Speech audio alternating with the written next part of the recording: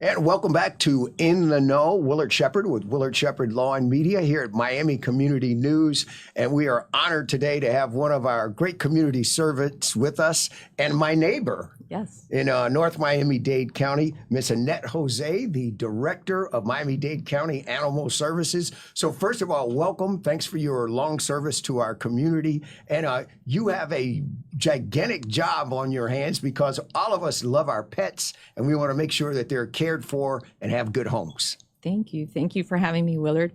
Yes, it is a very large job, but I'm very happy and dedicated to this community service. Let's talk a little bit about how you ended up here. First of all, you and I have something in common, Florida International University. I always brag about my law school and say we have the highest bar passage rate in the state of Florida. But we'll also give a shout out to the Canes. Yes, let's give a shout out to the Canes, my favorite college football team for sure. There you go. We'll go like this, right? There we go. So after you got your master's there, you actually worked in the finance and business world. Mm-hmm. So tell me a little bit about that and how that applies to what you're doing now. Well, my finance degree opened the door to Bayview Financial. It's a local mortgage banking firm here in Coral Gables.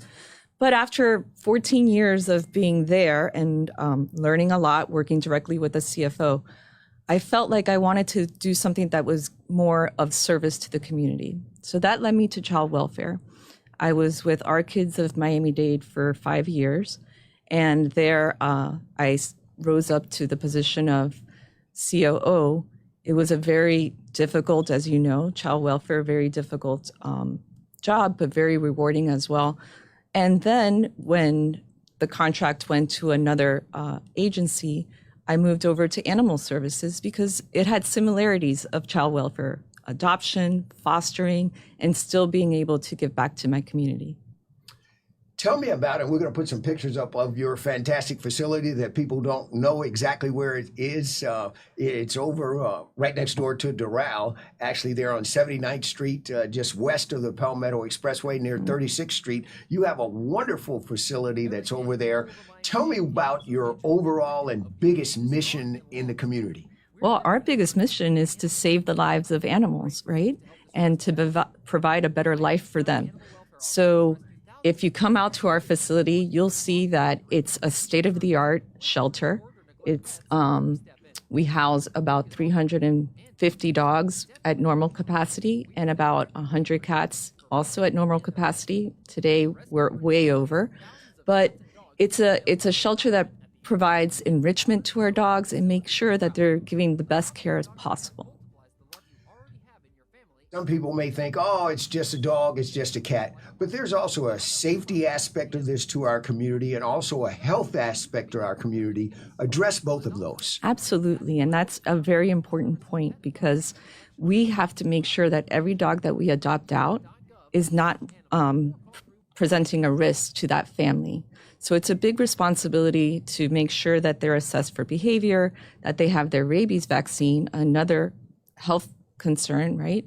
So we ask everyone to make sure that they're taking their dogs and cats to get their rabies vaccines and get trainers, help you manage your dog, make sure it's on a leash when it's outside. When you're at a dog park, especially, you have to be real careful.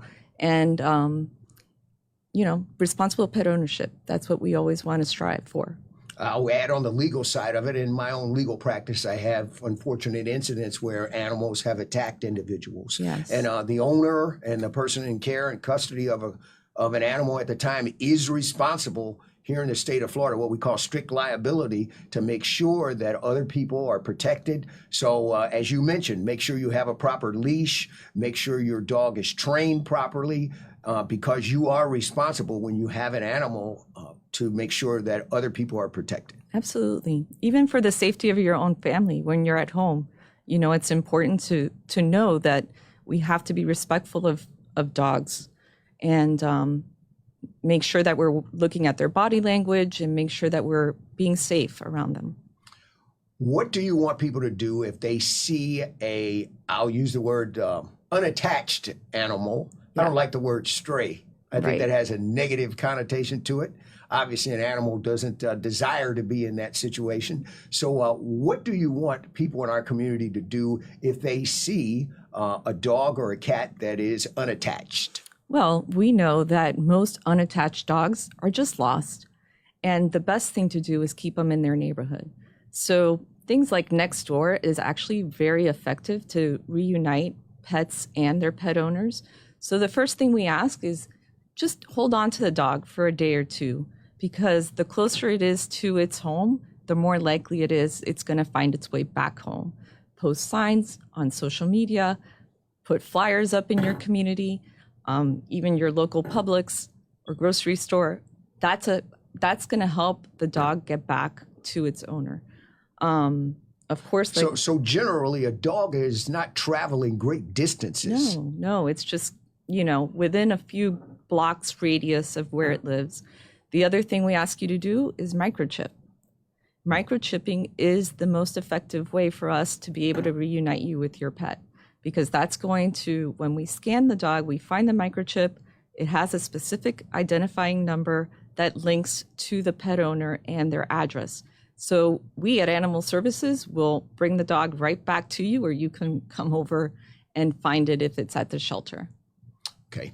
We have this beautiful backdrop here behind us, but as we're all aware, Brickell, downtown Miami, more people living in condominiums and, high rises, but who are also pet owners. And we have a more dense population in the county than we used to. What advice do you have for pet owners and people that are actually operating these types of buildings as we get a more dense population so that pets are properly cared for, and that other residents who may not even own pets or may not be pet lovers, that's hard to imagine, but that they also feel like that their space is protected?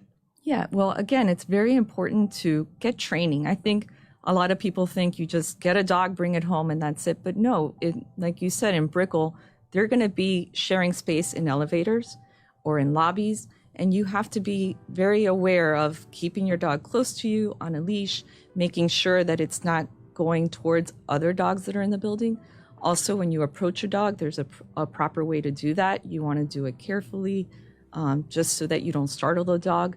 So again, training, maybe even just watching videos online, that's simple if you can't get to a trainer. But, be a responsible pet owner. Okay.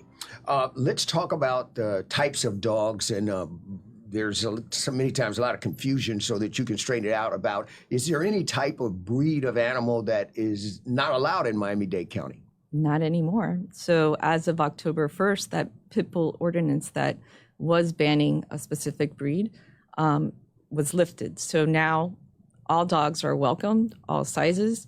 It just depends on your HOA, or, there's some restrictions when it comes to housing.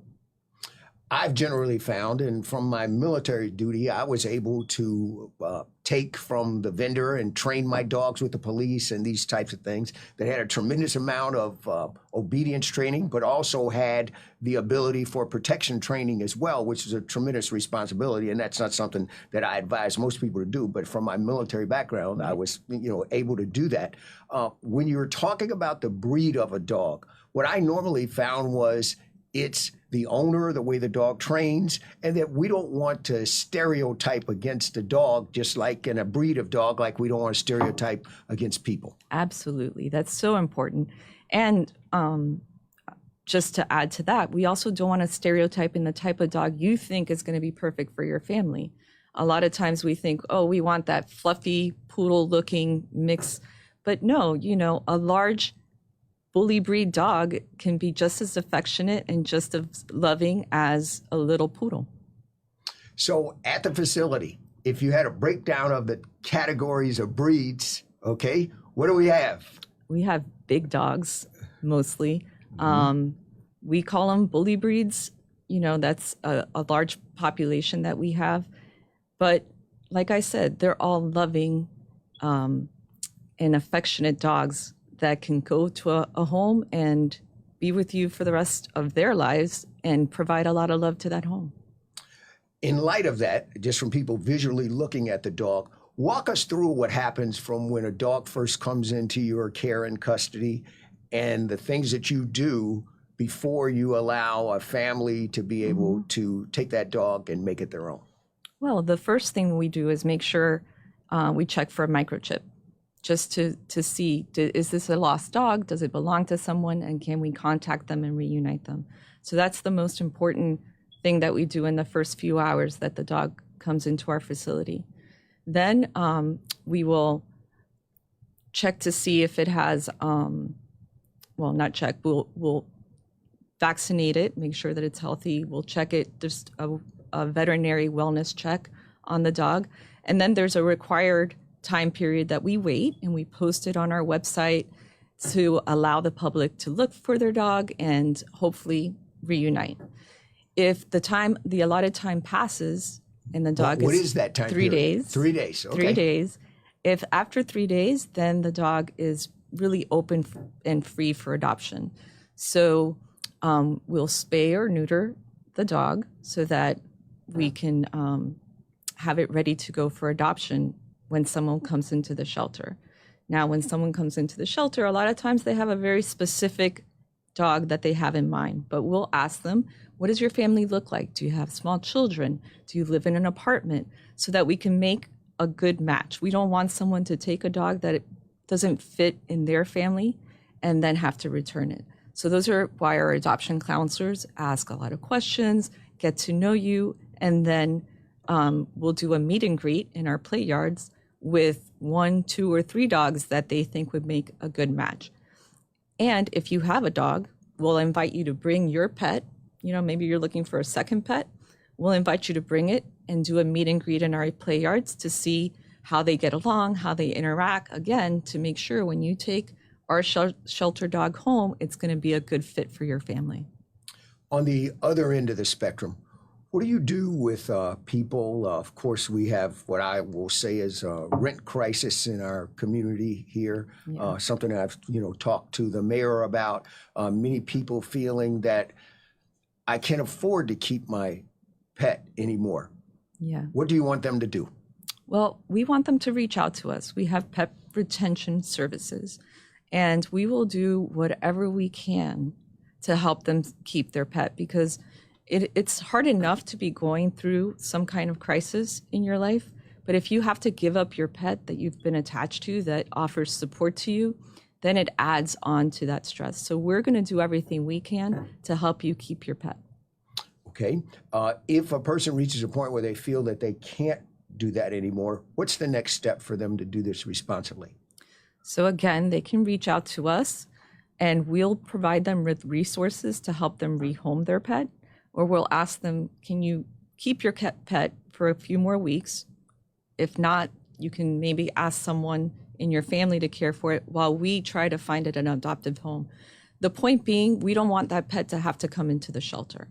We want to keep it at a home while we find another home for it to go to.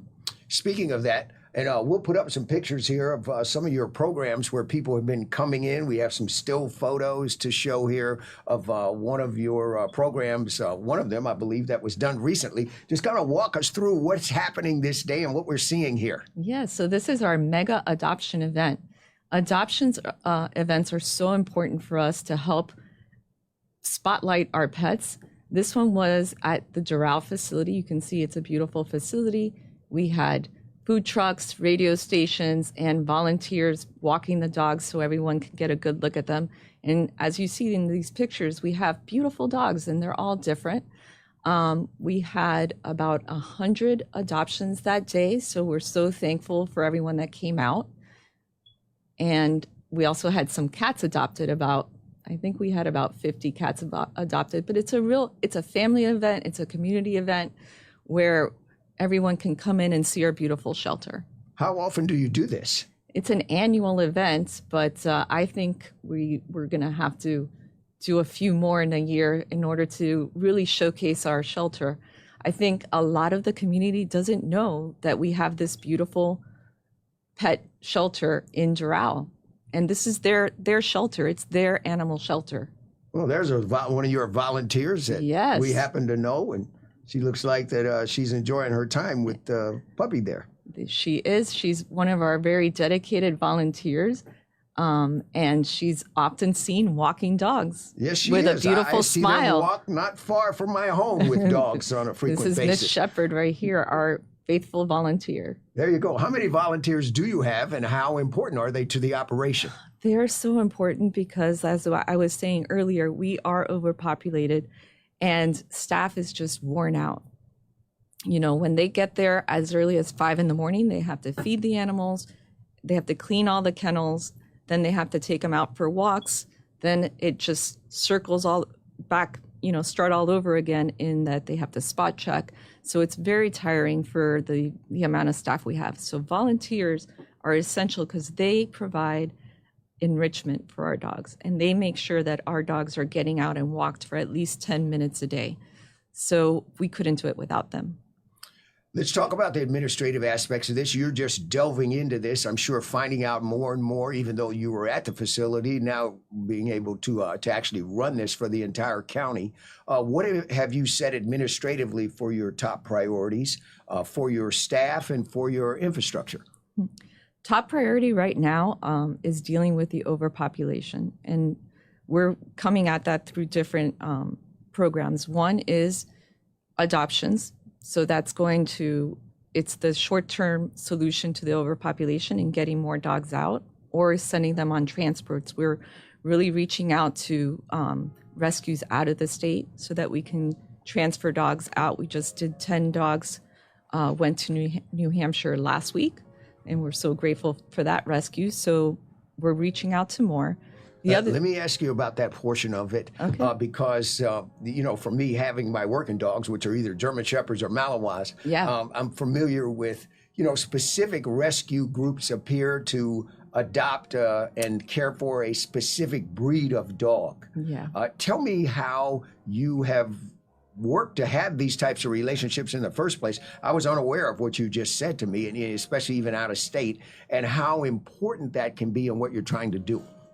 Well, again, that's how we get to alleviate the population crisis at the shelter.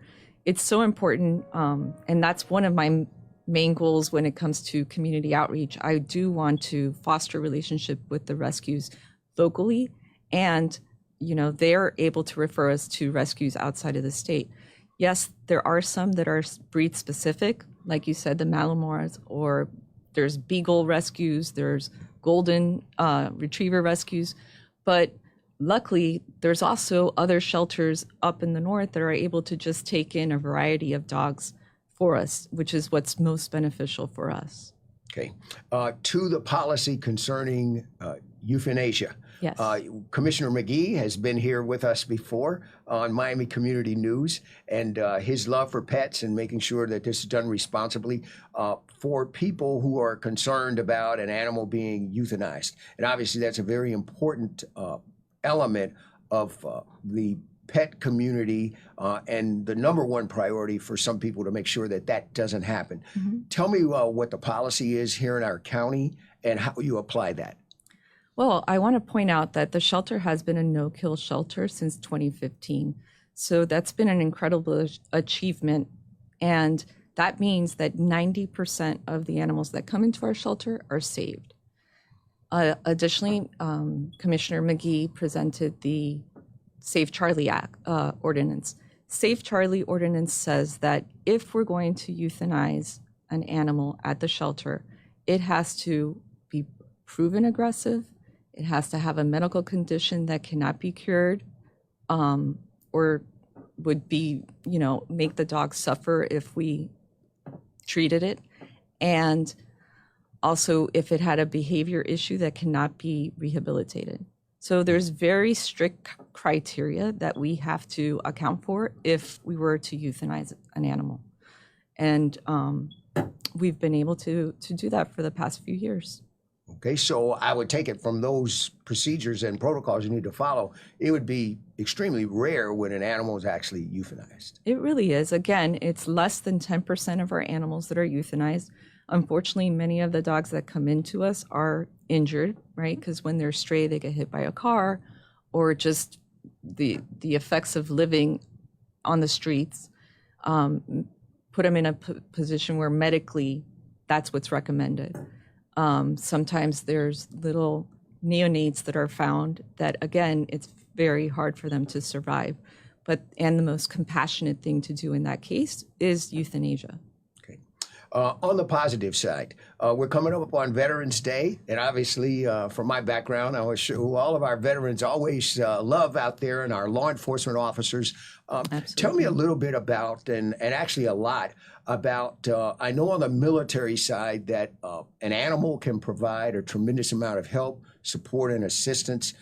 We have been fighting to make sure that we don't have homelessness amongst our veteran population. On the Air Force side, I always say I've never been to Iraq, just over it. But for our Army and our Marine Corps and our people who are actually been on the ground in these combat zones, they come back and they many times have to deal with post-traumatic stress, these types of things. And the importance that an animal can play in the role, not just with our veterans, but with our law enforcement officers who are here in Miami-Dade County and South Florida, who also have experienced sometimes horrific things, and how pets can make a difference here and animals can aid us in that process. Absolutely. It's so important. And that is an area that I would love to expand on, and working more with veterans, because you're right. If you are suffering from post-traumatic stress or just loneliness after COVID, we know so many people are suffering from being lonely. A pet can add so much love and affection to your life. It's, you walk into your house, there's someone to greet you. They're so happy. They're always happy to see you. They're never complaining because you're home. And when it comes to post-traumatic stress, they get you out, you go out for walks. It leads to a better, healthier lifestyle overall when you have a dog. Okay. I think I know on the veteran side that our communities and, Gus that has been here that runs with the Miami-Dade County Commission, our veteran services and programs and an outreach to the military.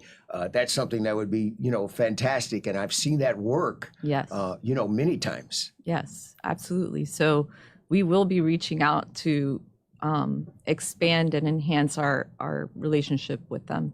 Because I agree with you, that is one place where we would both benefit, right? They'll benefit from getting a shelter dog, and we'll benefit because our dogs go into a loving home. We had started to go down a path about your administrative priorities, Yes. and then I threw a couple other questions in there for you. I want you to be able to return to that, to go and lay out what your plan, your foundation is, and to execute that going forward here in the county. Right. So as I mentioned, adoption, really important. We'll be in the community. Hopefully you're going to see us more, have a visible presence in different events throughout the community, from North Miami all the way down to Homestead. You have a mobile van. We have a mobile unit. It takes out 10 dogs, and we want to be part of your, festivals and farmers markets and all kinds of events. So watch out for us because we're going to be there. The other thing I wanted to focus on is Mayor Cava is very focused on spay and neuter and really wants us to enhance our spay and neuter services, and that's what we're doing. So we have increased the access to spay and neuter. Every weekend now through the end of the year, we're providing more spay and neuter services out of our Cutler Bay facility. And one day could be focused on dogs, the next day on cats. But what we want to do is just get the word out that it's so important to have your pet spay or neutered, because that's what's going to help us with the long-term control of the overpopulation crisis. Do we have any numbers that come to you about the volume of dogs and or cats in Miami-Dade County and what has happened with that, and why this spader and neutering program needs to really ramp up to control that population? What experts are saying, particularly from animal welfare organizations and universities, what they find is that during COVID, unfortunately, we slowed down spay and neuter, or just shut it down completely. So now what we're seeing is the effects of that slowdown. And there were many reasons. Number one, we were all quarantining, right, at home, staying at home. But the other reason was we were being very conscious about PPE and not taking from hospitals. So just as a conscious effort, we said we need to slow down, let them have the PPE. And the effects of that is now we're seeing many more dogs in our communities. I don't want our cat lovers to call me and say, hey, Willard, you left the feline population out. And more importantly, I don't want them to call you and go, hey, we didn't talk about the cats. So big picture, where are we doing with that in terms of population and adoption and the other items? We have some exciting programs coming for our cat community. One of them is the TMVR program. It's been part of the Miami-Dade Animal Services program for many years, but every year we're increasing it and we're finding better ways to do it. We have the Community Cat Center in Cutler Bay that strictly focuses on cat surgeries. And we have a volunteer program called the Catty program. These are trappers that will partner with us. They bring the cats to us overnight or early in the morning. We do the spay and neuter vaccines, and then they pick up in the evening and return the cats to their community. I want everyone out there to remember that cats are community pets. They are, we can't just remove them, the shelter, we don't remove them, but we will give them services, make sure they're healthy, and then we put them back into the community where they live. When people come in to adopt, and again, we don't want to leave the cats out, what percentage come in and say, I only want a dog versus the other percentage that come in and say, okay, I'm looking for a cat? I don't have percentages, but I can tell you that our cats get adopted very quickly.